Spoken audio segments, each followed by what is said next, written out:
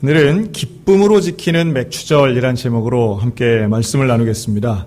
지난주 설교 시간에 잠깐 말씀드렸지만 이 맥추절은 지나간 우리 반년 6월까지의 이 절반에 대해 감사하며 또 앞으로 남은 반년에 대해 하나님 앞에 소망하는 절기다, 이렇게 말씀을 드렸습니다.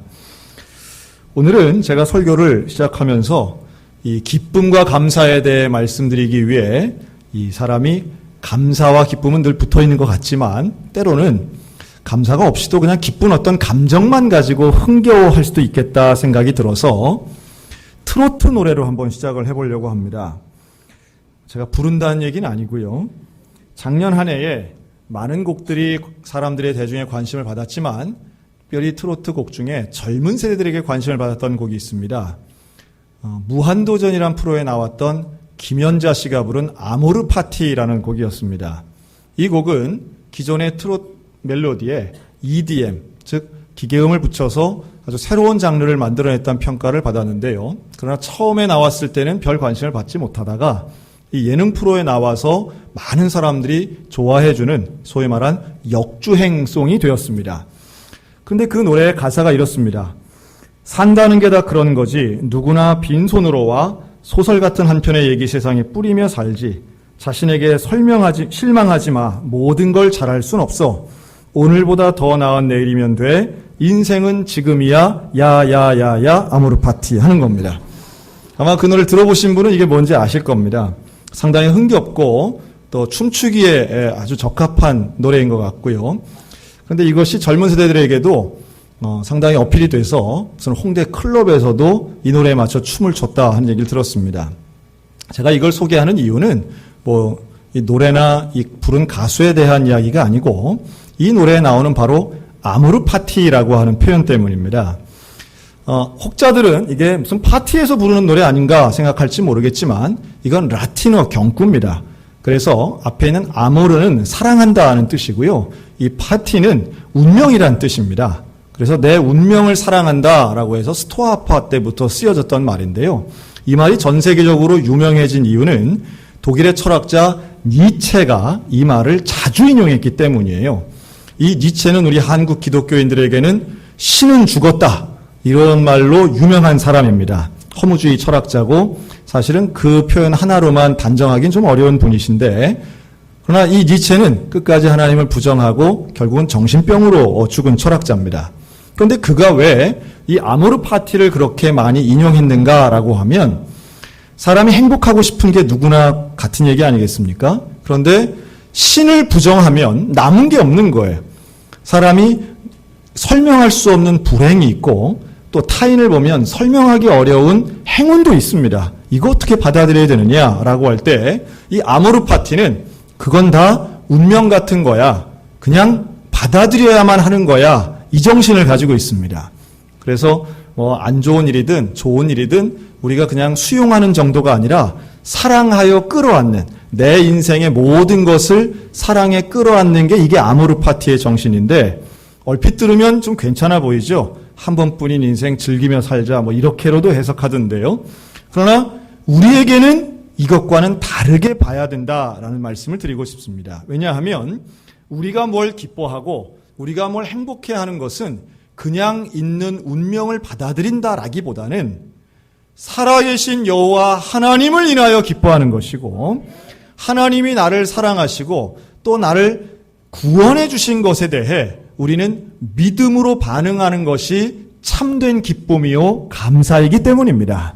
그래서 굳이 바꾼다면 저는 아모르 파티가 아니라 아모르 데오스가 돼야 되지 않나. 데오스는 라틴어로 하나님이란 뜻입니다. 그래서 우리가 사랑하는 것은 정말 품어야 되는 건 운명에 따르는 운명론이 아니라 하나님을 따르는 믿음의 론이 돼야 될 줄로 믿습니다. 그런 면에서 오늘 이 맥추절을 비롯한 유대인의 3대 절기를 제가 한번 정리를 해보겠습니다. 한번 따라할까요? 6월절, 77절, 초막절. 이것이 이제 유대인의 3대 절기라고 합니다. 그런데 이 세 개에는 6월절에는 이제 무교절이 붙어 있고요. 77절, 오늘 읽은 본문이죠. 여기는 오순절과 맥추절이 붙어 있습니다. 그리고 당연히 이 장막절, 초막절과 붙어 있는 거죠. 여기에는 하나의 공통된 주제가 있습니다. 여러분 혹시 6월절은 어떤 절기인지 아시나요? 6월절을 우리가 6월달에 있다 생각하시면 안 됩니다. 6월절은 출애굽을 하는 이스라엘 백성들에게 하나님께서 마지막 10번째 재앙, 즉 장자의 죽음을 피하기 위해서 문설주에 어린 양의 피를 바르게 하셨고, 그 피를 바른 집을 죽음의 천사가 뛰어넘었다, 건너갔다, 이래서 6월입니다.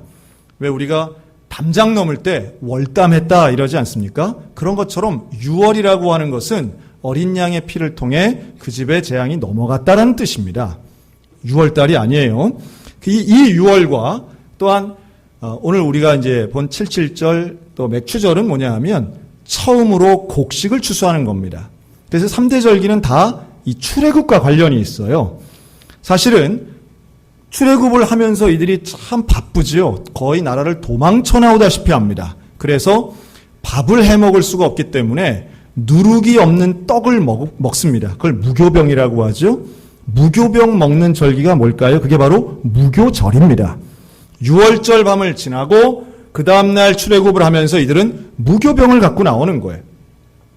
그리고 나와서 그 광야 땅에서 처음으로 집을 지었던 것이 장막절이 된 거고요. 그 아무것도 없는 광야에 씨를 뿌려서 처음으로 추수한 것, 그게 바로 초실절이 됩니다.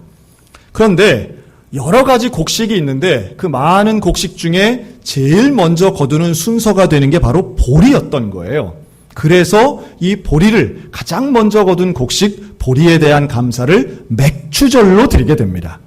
이름은 다양한 것 같지만 여기에는 하나의 법칙 같은 게 있는데 그건 바로 출애굽이라고 하는 거예요.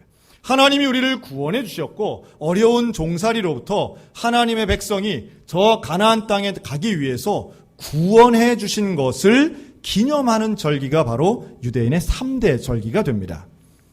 이 얼마 기뻐요. 처음으로 추수를 한 것에 대해 사실은 기쁘죠. 감사해서 이 감사를 어떻게 하는가 하면 힘에 되는 대로 최선을 다해서 하나님께는 예물을 드리고 함께 있는 모든 백성들에게 음식을 나누어 먹으며 이 제사를 드립니다. 그런데 중요한 것은 오늘 제가 말씀드리려고 하는 이 맥추절의 가장 중요한 포인트 중에 하나는 바로 12절입니다. 12절에 보면 이렇게 말씀합니다. 너는 애굽에서 종되었던 것을 어떻게 해요? 기억하고 이 규례를 지켜 행할지니라. 추수를 한 것은 참 기쁜 일입니다. 그런데 이것 가지고 절기를 지킬 때는 하나님께서 아주 중요한 말씀을 하시는데 이 맥추절을 통해 이 77절을 통해 너희는 애굽에서 종되었던 그때를 잊지 말아야 된다라고 말씀합니다.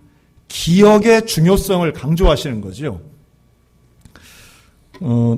SF 영화나 드라마를 보면 요새도 그런 게 나오는데요.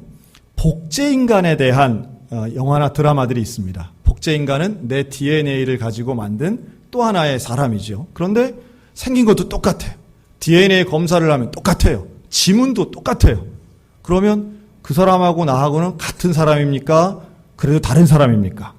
좀 헷갈리죠. 그런데 그런 대부분의 드라마에서 남편이 막 똑같은 사람 둘이고 막 이런 거예요. 그러면 그걸 어떻게 구분을 해낼까요? 대개 구분하는 방법이 이렇습니다. 나와 남편이 함께 가지고 있는 중요한 추억을 질문하는 거예요. 남들은 모르는 기억을 질문하고 거기에 답하는 사람이 진짜 내 남편이 되는 겁니다. 저는 여기에 상당히 중요한 의미가 있다고 봅니다. 사람이 좋은 관계, 가족과도 같은 중요한 관계라고 하는 건 그 이면에는 특별한 기억을 소유하고 있고 공유하고 있다는 걸 의미하는 거죠. 우리와 하나님과의 관계도 마찬가지입니다.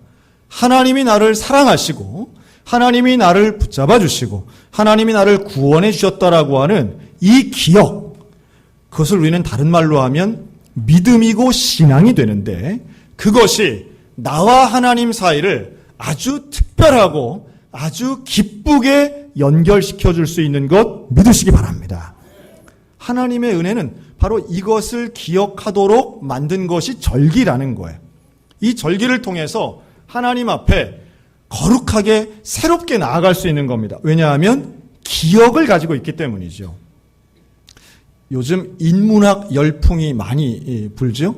그런데 그런 인문학 가운데 단연 뽑히는 책은 1등이 성경이라면 두 번째는 그리스 로마 신화라는 책이 있습니다.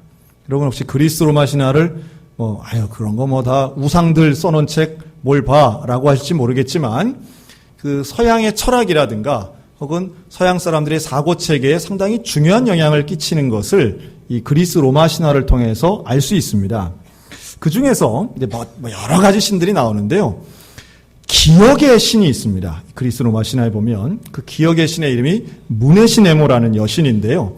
이 무네시네모에게는 9명의 장군이 있습니다.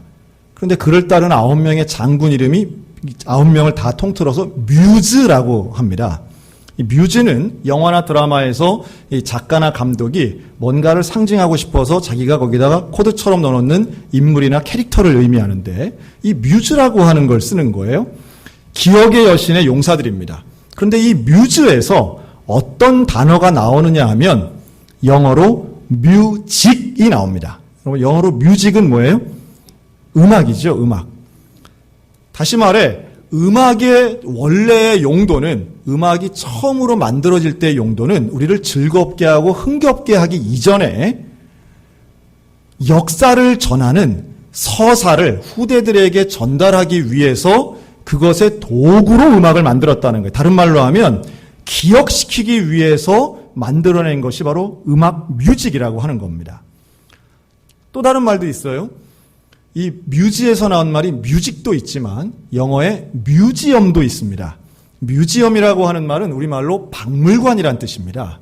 역사의 물건들을 모아놔서 사람들로 하여금 역사를 기억하도록 만든 공간이 바로 뮤지엄, 박물관이죠. 다시 말해 이 기억은 우리를 아주 독특하면서도 고유함으로 인도한다라고 하는 겁니다. 기억이 중요하다는 얘기예요. 그래서 이 기억을 시키기 위해서 절기를 만들고 명절을 만듭니다. 여기에는 음악도 들어가고요. 음식도 들어가고 행위도 들어갑니다. 예를 들면 우리가 추석 때 뭘 먹어요? 송편 같은 거 먹잖아요. 설날 때 떡국 먹잖아요. 왜 그때 그런 걸 먹습니까?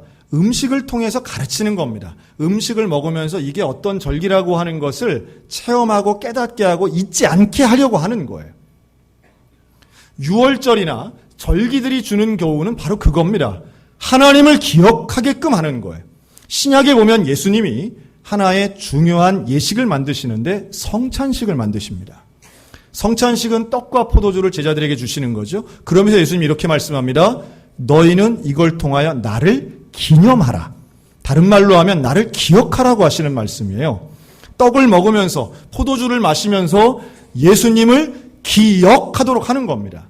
포도주 자체가 중요하다기보다 그 행위와 그 음식을 통하여 예수님의 말씀, 예수님의 은혜, 예수님의 역사를 기억하도록 하는 거죠. 그래서 그 전통을 지금 우리 교회는 그대로 이어받고 있습니다. 여러분 교회 예배당 앞에 왜 십자가를 붙여놓을까요? 십자가를 바라보면서 예수님을 기억하라고 십자가를 붙여놓은 겁니다. 예수님의 뭘 기억합니까? 십자가의 고난을 기억하여 십자가의 고난과 부활의 영광을 잊지 말고 우리의 삶 가운데 날마다 모시기를 주의 이름으로 축원합니다. 기억은 참 중요해요. 우리가 하나님에 대한 기억을 잊지 않도록 몸부림쳐야 하고 그리고 기억 속에서 하나님을 향한 신앙의 고백과 믿음의 헌신을 통해 오늘도 살아계시는 주님과 동행할 수 있습니다. 그리고 그때에 비로소 우리는 진짜 기쁨, 진짜 감사를 체험할 줄로 믿습니다. 제가 오늘 집사님 한 분을 좀 소개하겠습니다. 이 집사님 이름이 이관희 집사님입니다. 아마 이름 들어서는 잘 모르실 텐데 설명을 들으면 또 아마 아실 수 있는 분일 거라고 생각이 들어요. 이분은 부인 오은주 집사님하고 오랜 연애 끝에 결혼하여 부부가 됩니다. 결혼 3년 만에 예쁜 딸을 출산합니다. 이 부인 오은주 집사님이 산후조리원을 나서는 날 깜짝 놀랄 소식을 듣는데 신랑 이관희 집사님이 37의 나이에 대장암 4기 진단을 받았습니다. 청천벽력 같은 소식이죠.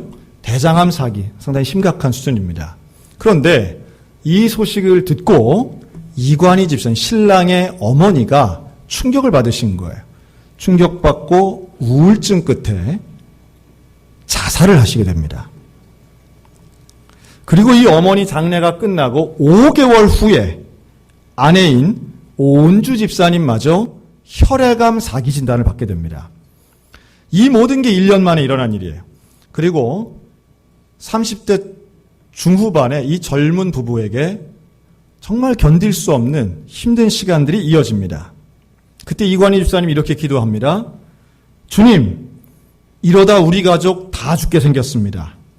주님, 우리 가족 살려주세요.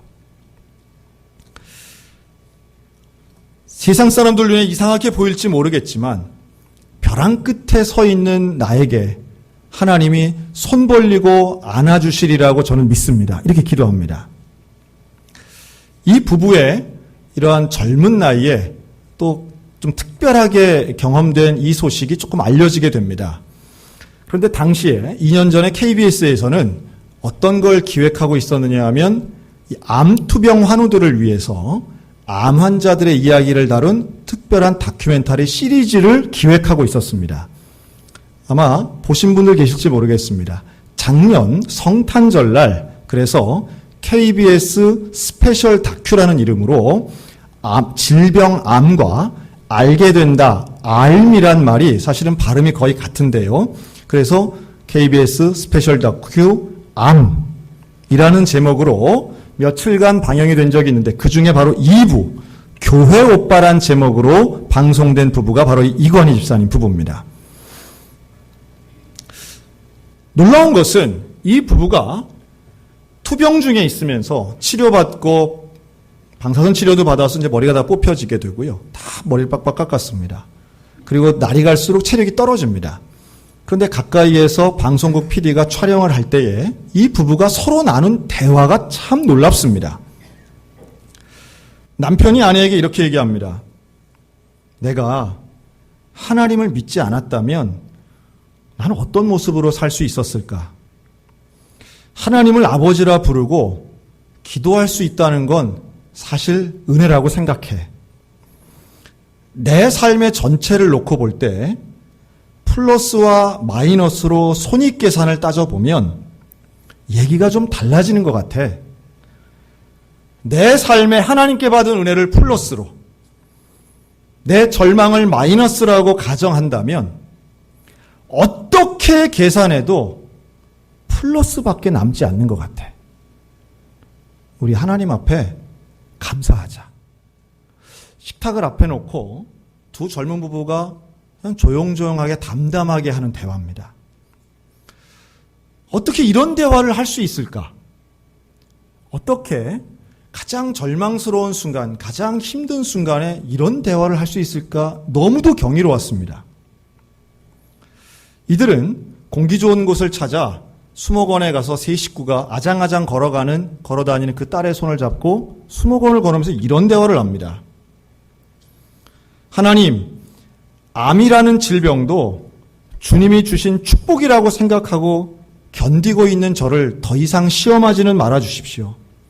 어떤 환난이 와도 내가 주님을 변함없이 사랑하겠습니다.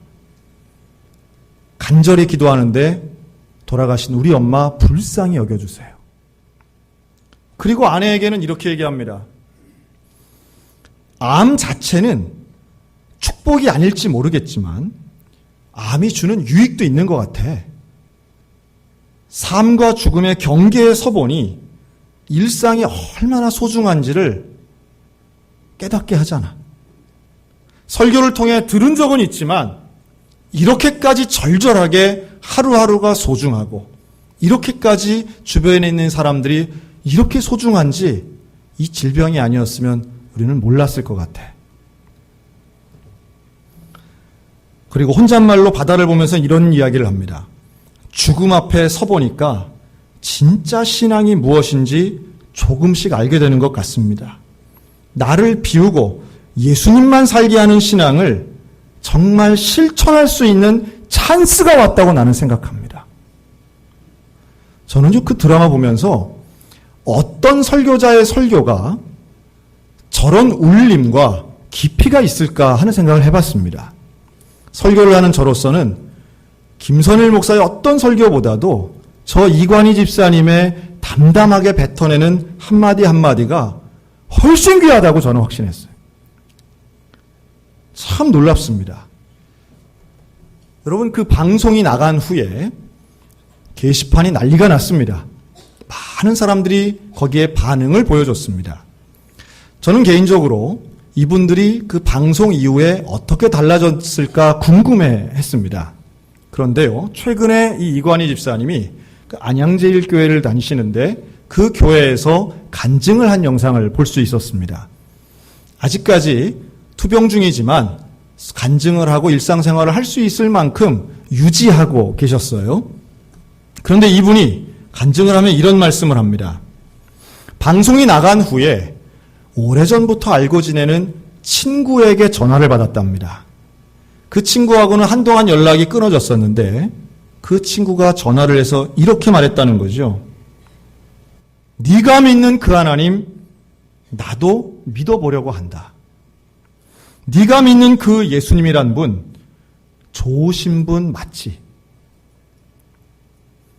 나는 사실 네가 이렇게까지 어렵고 힘든 줄 잘 몰랐는데 그 가운데에도 네가 하는 한마디가, 네가 살아가는 그 모습이, 나는 예수님 잘 모르지만 네 모습 보니 예수님 믿어야 될 것 같아. 그때 이관희 집사님이 그렇게 대답했답니다. 맞아, 내가 믿는 예수님 정말 좋으신 분이야. 나에게 연락해줘서 고맙다 친구야. 그리고 아내에게 이런 말을 합니다. 내 평생 소원 중에 하나가 내 삶을 통해 한 영혼이라도 주님 앞에 돌아온다면 좋겠다고 생각했는데 내가 질병에 걸리기 전에는 한 명도 제대로 전도 못했는데 내 아픔과 고난을 통해서 열매를 맺게 하셨구나라는 생각이 들어서 난 정말 감사해. 여러분, 이렇게 담담하게 말하는 그 이관희 집사님의 모습은 가식이나 아니면 대중 앞에 자신을 뭘 감추고 그렇게 말하는 게 아니라고 저는 느낌이 들었어요. 환난 날에 나를 부르라. 내가 너를 건지리니 내가 너를 영화롭게 하리라. 여러분, 우리는 병에 걸리면 병이 나야만 영광이라고 생각하는 경향들이 있습니다. 하지만 우리에게 있어서 참된 기쁨과 감사의 제목은 하나님을 알아가는 것 아닐까 생각이 들어요. 하나님을 만나는 것, 그곳이 벼랑 끝이라도, 그곳이 생의 마지막 자락이라도 예수님을 만난다면 하나님을 기억하고 하나님 말씀을 붙잡고 하나님을 만나는 그 장소는 우리에게는 언제나 어디서나 그곳이 감사와 기쁨의 장소인 줄로 믿습니다. 여러분, 저는 이 기쁨이, 이 감사가 우리 교인들 모두에게 있었으면 좋겠습니다. 2018년 절반 지났죠? 아마도 지난 6개월 동안 남모르는 아픔과 외로움과 서러움 때문에 힘든 시간 보내신 분들도 있을 거라고 생각합니다. 왜 내게 이런 일이 일어났는가? 하나님, 왜 내게 이런 일이 일어납니까? 억울해서 가슴 치는 밤 잠 못 들면서 힘들어하신 분들도 있을지 모르겠습니다. 그러나 분명한 것은 그때도 주님은 나를 사랑하신다는 거예요. 주님이 나에게 약속하시는 것은 문제가 없는 삶이 아니라 그런 가운데에도 내가 너와 함께 하겠다라고 하는 약속인 줄로 믿습니다. 너는 내게 부르짖으라. 내가 내게 응답하겠고 내가 알지 못하는 크고 은밀한 일을 내게 보이리라. 여러분, 이 영광을 이관희 집사님은 봤다고 저는 믿습니다. 우리도 볼 수 있는 줄로 믿습니다. 우리도 고난 가운데 어떤 어려움 가운데도 그걸 보면 감사할 수 있는 거예요. 보리는 거두었지만 아직 완성된 게 아니에요. 맥추절을 처음 지낸 이스라엘 백성들에겐 아직도 가나안 땅에 가야 하고 가서 싸워야 하고 전쟁해야 되고 무수한 어려움들이 앞에 있지만 그럼에도 불구하고 감사할 수 있는 것은 돌아보니 지금까지 하나님이 나와 함께 하셨구나. 그러면 앞으로도 나와 함께 하시겠지. 우리 주님 함께 하시는 그 매일매일의 삶이 우리에게는 진짜 기쁨의 삶이 될 줄로 믿습니다. 그 기억을 가지고 우리는 이 절기를 지내야 합니다. 그리고 하나만 덧붙이자면 여러분, 이 기억이 나에게서 끝나지 않도록 내 다음 세대에게 이 기억이, 이 신앙이 물려지도록 기도하고 최선의 노력을 다하는 믿음의 선배들 되셨으면 좋겠습니다. 절기를 지키는 참 중요한 이유가 바로 이 믿음의 신앙의 기억을 유산으로 물려주기 위함입니다.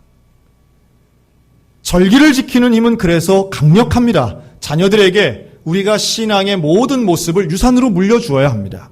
성경을 보고 기도하는 모습, 어려울 때마다 예배당 가서 금식하고 기도하고 새벽을 깨우는 모습을 자녀들에게 보여주는 부모들을 통해 자녀들은 인생의 가장 어려운 순간, 내 힘으로 어떻게 할 수 없는 그 순간, 우리 엄마가 그랬던 것처럼, 우리 아버지가 그랬던 것처럼 나도 기도해야 되겠구나, 나도 주님 앞에 나가야 되겠구나.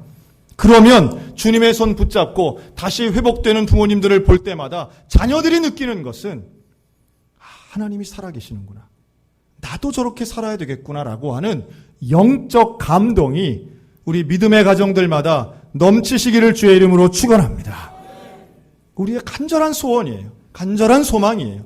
그 어떤 것이 우리에게 참된 기쁨이 되겠습니까? 하나님을 아는 것이 기쁨이요, 구원을 기억하는 것이 기쁨이요, 그 복음을 믿음으로, 십자가의 복음을 믿음으로 하늘의 영광을 품고 사는 것이 기쁨일진데, 그 기쁨이 우리는 물론이고 우리의 자녀들 가운데 날마다 충만하여 이 맥주절의 기쁨과 감사가 대를 이어가는 믿음의 성도들 다 되시기를 주님의 이름으로 축원합니다. 아멘.